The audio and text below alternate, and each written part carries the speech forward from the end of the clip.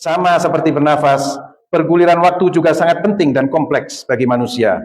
Sebagaimana hembusan nafas kita lakukan setiap saat tanpa kita sadari, begitu pula perguliran waktu kita lalui tanpa kita sadari. Hendaknya para guru, para tokoh masyarakat dan para khotib jangan berhenti untuk mengingatkan segenap umat Islam agar senantiasa bijak dan berhati-hati dalam menggunakan media sosial, baik untuk mengakses dan menyebarkan informasi maupun untuk keperluan transaksi ekonomi dan jual beli. Karena bentuk-bentuk pelanggaran syariat yang dulu banyak kita temukan secara offline, kini semua telah bergeser ke dunia online. Mencari jejak digital seseorang demi membunuh karakternya, ini sama dengan tajassus yang diibaratkan dengan memakan bangkai saudara kita sesama muslimnya. Sebagaimana dunia ini memang diciptakan untuk kalian, namun kalian diciptakan untuk akhirat. Demi zat yang jiwaku berada di dalam genggamannya, tak ada tempat kembali setelah kematian, dan tak ada tempat tinggal setelah dunia ini selain surga atau neraka. Barakallahu. Alhamdulillahilladzi hadana lil a'malis shalihat wa ma kunna linahtadiya laula an hadana Allahu rabbul ardi was samawat. Wa ashhadu an la ilaha illallah wahdahu la syarika lah ghafirudz dzunubi wal khati'at. Wa ashhadu anna sayyidana Muhammadan abduhu wa rasuluh afdalul makhluqat. Allahumma salli wa sallim ala sayyidina Muhammadin sayyidis sadat wa ala alihi wa sahbihi wa dhurriyyatihi at-tayyibat. Amma ba'd, fa ya ibadallah, fa inni usikum wa nafsiya bi taqwallah. Fattaqullaha ya ibadallahi wa ahsinu yarhamkumullah.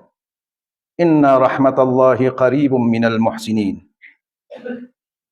قال الله تعالى في كتابه الكريم أعوذ بالله السميع العليم من الشيطان الرجيم يا أيها الذين آمنوا اتقوا الله ولتنظر نفس ما قدمت لغد واتقوا الله إن الله خبير بما تعملون صدق الله العظيم.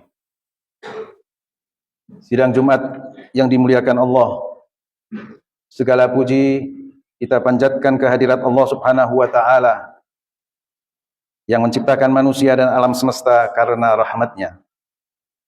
Salawat dan salam kita sampaikan kepada junjungan kita Nabi besar Muhammad sallallahu alaihi wasallam yang menjadi perwujudan rahmat Allah untuk semesta alam ini. Sebagaimana firman-Nya, "Wa ma arsalnaka illa rahmatan lil alamin." Tak lupa khatib menyampaikan pesan untuk diri khatib sendiri maupun kepada hadirin sekalian, bahwa hendaknya kita selalu bertakwa kepada Allah dan selalu berusaha meningkatkan amal-amal kebajikan untuk kita jadikan bekal dalam perjalanan menuju Allah Subhanahu wa Ta'ala. Amal kebajikan adalah bekal yang tidak perlu kita pikul sendiri ke akhirat, tetapi amal-amal itu sendiri yang nanti akan hadir menemani kita baik di alam kubur maupun di alam akhirat kelak. Wa wajadu ma 'amilu hadira wa la yadhlimu rabbuka ahada. Ma'asyiral muslimin rahimakumullah. Alhamdulillah, kita sekarang telah memasuki awal tahun 2025. Dan bertepatan juga kita memasuki awal bulan Rajab. Di awal tahun yang baru ini, ada baiknya kita merenungi kembali waktu-waktu yang telah kita lewatkan untuk menyongsong waktu-waktu yang akan kita lalui ke depan. Karena Al-Quran menyuruh kita untuk senantiasa memperhatikan masa lalu demi perbaikan di masa yang akan datang. Ya ayyuhalladzina amanu taqullaha wal tanzur nafsum ma qaddamat lighad wattaqullaha innallaha khabirum bima ta'malun. Hai orang-orang yang beriman, bertakwalah kepada Allah, dan hendaklah setiap diri memperhatikan apa yang telah diperbuatnya di masa lalu untuk hari esok. Dan bertakwalah kepada Allah, sesungguhnya Allah Maha mengetahui apa yang kalian kerjakan. Orang cenderung tidak peka terhadap waktu. Kita sangat peka bila kehilangan harta atau kedudukan, tapi tidak merasakan apa-apa bila kehilangan waktu. Kita bahkan tidak ingat persis kemana perginya waktu demi waktu kita sepanjang tahun 2024 kemarin. Kita pergunakan untuk apa saja seluruh waktu itu, kecuali hanya sebagian kecil darinya yang kita ingat. Sementara waktu terus melaju, tidak bisa dihentikan atau disimpan untuk digunakan pada kesempatan yang lain. Waktu-waktu yang baru saja lewat telah sirna untuk selamanya dan tak akan pernah kembali. Padahal sebagaimana dikatakan oleh Sayyidina Ali karramallahu wajhah, inna nafasal mar'i khutahu ila ajalih. Sesungguhnya hembusan nafas seseorang pada hakikatnya adalah langkahnya menuju ajal kematian. Bagi beliau, setiap hembusan nafas manusia sama dengan bergulirnya waktu, dan setiap perguliran waktu berarti langkah menuju kematian. Sungguh tepat perumpamaan yang beliau buat. Hembusan nafas beliau ibaratkan dengan perguliran waktu. Sebagaimana hembusan nafas terjadi tanpa kita sadari, begitulah bergulirnya waktu pun berjalan tanpa kita sadari. Aktivitas bernafas melibatkan organ-organ tubuh dengan cara yang sangat rumit. Ada hidung yang menghirup, lengkap dengan bulu sebagai filter. Lalu ada saluran pernafasan dari mulai tenggorokan hingga paru-paru. Akan tetapi aktivitas yang luar biasa penting dan rumit ini ternyata berlangsung dengan cara yang sangat mekanis dan otomatis, sehingga kebanyakan kita tidak menyadarinya. Kebanyakan kita tidak melihat aktivitas bernafas sebagai sesuatu yang luar biasa. Kita melihatnya sebagai hal yang biasa-biasa saja. Baru kita sadari ketika aktivitas pernafasan kita terhambat. Sangat rendahnya kesadaran manusia terkait dengan aktivitas bernafas. Padahal sebenarnya aktivitas ini sangat penting dan rumit. Itu bisa dianalogikan dengan perguliran waktu. Sama seperti bernafas, perguliran waktu juga sangat penting dan kompleks bagi manusia. Sebagaimana hembusan nafas kita lakukan setiap saat tanpa kita sadari, begitu pula perguliran waktu kita lalui tanpa kita sadari. Oleh karenanya, beliau kemudian melanjutkan ucapannya, ajibtu liman yara annahu yanqusu kulla yaumin fi nafasihi wa umrih wa huwa la yata'ahhabu lil maut. Aku heran pada orang yang melihat bagaimana tiap hari nafas dan umurnya terus berkurang, akan tetapi dia tidak mempersiapkan dirinya untuk menghadapi kematian. Ma'asyiral muslimin rahimakumullah. Kita sekarang ini hidup di era kemajuan ilmu dan teknologi. Puncak kemajuan itu khususnya terjadi pada teknologi informasi. Memang sejak tahun 2000 atau sebelumnya, sudah banyak para futurolog meramalkan apa yang bakal terjadi di era informasi ini. Namun ternyata apa yang kita saksikan terjadi saat ini, jauh lebih dahsyat daripada apa yang diperkirakan sebelumnya. Banjir dan luapan informasi di era saat ini terbukti lebih besar daripada apa yang kita bayangkan sebelumnya. Meski kemajuan ini ada manfaatnya dalam hal mempermudah dan mempercepat akses kita pada informasi, namun tak bisa dipungkiri bahwa bahaya dan ekses negatif yang kita hadapi saat ini juga amat besar. Media sosial yang memungkinkan setiap orang mengakses berbagai macam informasi, apa saja tanpa ada batasan umur, jenis konten, waktu, dan lain-lain, telah menyebabkan informasi yang tak layak sampai kepada orang yang tidak layak, dengan cara yang tidak layak. Banyak orang tua yang telah kehabisan cara untuk mencegah atau membatasi anaknya dalam menggunakan media sosial. Ma'asyiral muslimin rahimakumullah. Tantangan kaum mukminin di era sekarang ini jauh lebih berat dan lebih kompleks. Satu persatu ekses negatif ini menggerus iman dan akhlak kita sehingga sampai pada titik yang terendah. Dalam hal manfaat yang positif, kita memang bisa sedikit merasakan. Mengakses ilmu pengetahuan, baik ilmu pengetahuan umum ataupun ilmu pengetahuan agama, dapat kita lakukan lebih mudah dan lebih murah. Kita bisa dengan mudah mendapatkan informasi mengenai kesehatan, masalah sosial kemasyarakatan, masalah pendidikan, hingga masalah-masalah keagamaan. Tapi masalah terbesar yang kita hadapi adalah mengenai akurasi dari informasi-informasi tersebut. Kebanyakan orang tidak memiliki filter yang cukup untuk menyaring dan memilah mana informasi yang akurat dan mana yang tidak. Dahulu, pada era koran dan televisi, bila suatu media ingin menggali suatu masalah atau menyampaikan berita tentang perkembangan sesuatu, redaksi akan mengundang dan mendatangkan para pakar yang ahli di bidangnya, dengan latar belakang yang teruji secara akademik sesuai dengan keahliannya. Kini di media sosial, siapa saja bisa berbicara tentang apa saja tanpa memenuhi syarat-syarat dalam masalah yang ia bicarakan. Ribuan bahkan jutaan channel bermunculan dengan berbagai konten, namun dibuat oleh orang-orang yang tidak kompeten di bidangnya. Tak terkecuali dalam masalah-masalah agama yang kadang pelik dan rumit dibicarakan dan dibahas oleh orang yang tidak ahli di bidangnya. Ramainya media sosial seperti ini seringkali menyebabkan kebingungan dan kegaduhan alih-alih memberikan pengetahuan dan pencerahan. Sehingga muncullah fenomena yang disebut dengan the death of expertise, matinya kepakaran. Keahlian atau kompetensi seseorang sudah tidak dipakai lagi. Setiap orang sudah merasa sebagai ahli.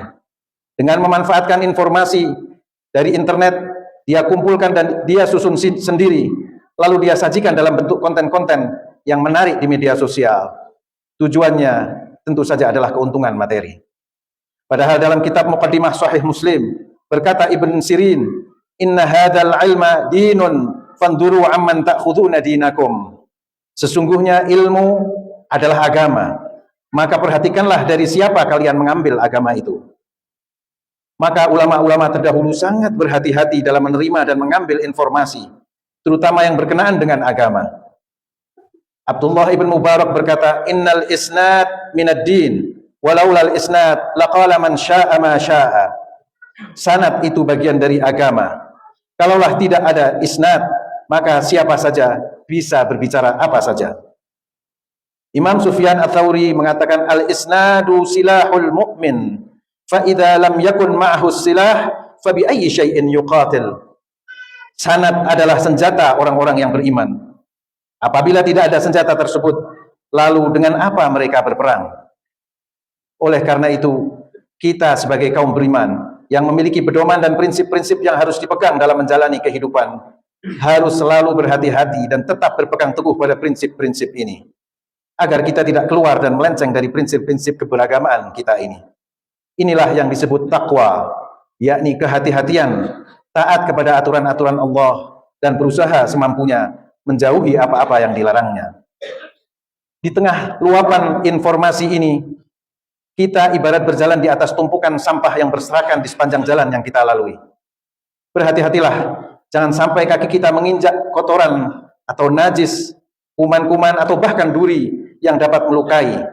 Meski mungkin di tengah tumpukan sampah itu ada barang-barang berharga yang dapat kita pungut, maka kita harus memungutnya dengan hati-hati dan mencucinya terlebih dahulu dengan benar-benar bersih.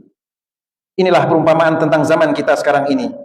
Sampah itu bukanlah sampah fisik, melainkan sampah konten-konten yang terus dijejalkan pada masyarakat tanpa bisa dibendung.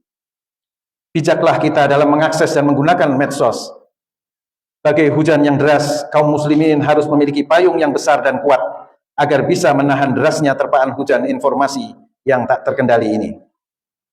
Jika di saat ini kita mengenal apa yang disebut dengan framing, flexing, buzzer, dan lain-lain, semua itu sebenarnya ada padanannya dalam khazanah agama kita. Perilaku menframing pribadi seseorang atau suatu kejadian agar menimbulkan kesan seperti yang kita inginkan, seperti yang diinginkan si pembuat konten. Ini di dalam Islam adalah gabungan antara ghibah dan namimah yang sangat dicela dalam agama.